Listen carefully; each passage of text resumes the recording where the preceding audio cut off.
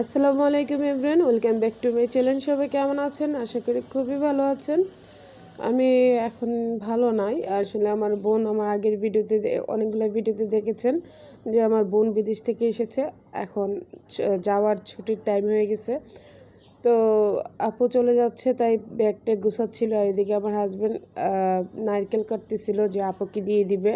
এটা আমার শ্বশুরবাড়ি থেকে আনা। তারপর আমি রাজহাঁস রান্না করতেছিলাম আপুর জন্য, তো নারকেল দিয়ে।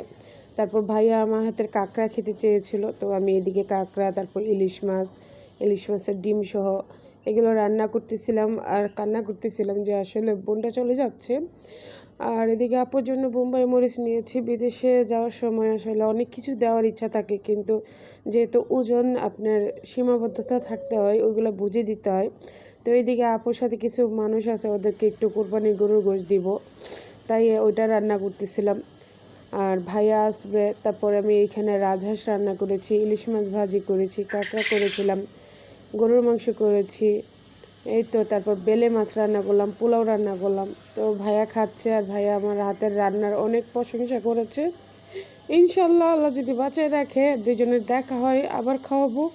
আমি অনেক মিস করতেছি আমার আপুকে। আসলে রেকর্ড করার সময় কান্না আসতেছে, আসলে আজকে চলে গেল তো। আর এদিকে আমার ছোটো মেয়ে তার টিফিনের টাকা জমায়া আমার বোনের জন্য একজন কানের দুল, তারপর হজমি আর বার্মিস আচার দিল।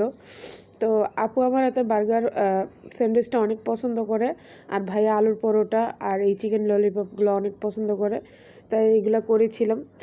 আর মিউনিস করেছি, এগুলো রাতেরবেলা খাবার দিয়েছিলাম ভাইয়াকে। তো ভাইয়া আসলে তখন খায়নি, রাতে যাওয়ার সময় খেয়েছিল। আর এদিকে প্যাকেট ট্যাকেট সব করা হয়ে গেছে, আপুও রেডি হয়ে যাচ্ছে। তো ইনশাল্লাহ অন্য কোনো ভিডিওতে আল্লাহ যদি বাঁচিয়ে রাখে, নেক্সট কোনো ভিডিওতে আপুকে আর ভাইয়াকে একসাথে আবার দেখতে পাবো যখন বাংলাদেশে আসবে। তো অনেকে হয়তো বা আমার কথাগুলো স্পষ্ট বুঝতে পারতেছেন না, আমি আসলে কান্নার জন্য কথা বলতে পারতেছি না। যাই হোক, এদিকে রাত তখন বাজে 3টা। তো আমরা যাব, তো তখন এত এত বৃষ্টি হচ্ছে রাস্তায়, মানে হঠাৎ করে ভালোভাবে যাওয়ার রাস্তাটা এখন একদমই খারাপ হয়ে গেছে। তো এদিকে গুছাই নিচ্ছে আমার হাজব্যান্ড, কার্টুনটা নিচে নিয়ে যাচ্ছে, আর আপু ভাইয়া বিদায় নিয়ে যাচ্ছে। আমার মেয়েরা ঘুমের থেকে উঠে ওদেরকে আদর করে দিল। তো এদিকে চলে যাচ্ছে সবাই, আর বিসমিল্লাহ বলে বের হয়েছে। সবাই দোয়া করবেন আমার বোন আর বোনের জামার জন্য, আল্লাহ যেন ওদেরকে ভালো রাখে, সুস্থ রাখে, মানে কি বলবো, সব দিক দিয়ে যেন আল্লাহ যেন পারফেক্ট রাখে, ওরা যেন সুস্থ মতো যেতে পারে, এটাই আপনাদের কাছে দোয়া। তো আমরা এয়ারপোর্ট যখন চলে আসছি, এত এত বৃষ্টি ছিল, পুরা ভিজে গেছি। আর আপু আর ভাইয়া লাস্টে রিক্সা দিয়ে মেন রাস্তায় এসে তারপর আবার সিএনজি নিয়েছে।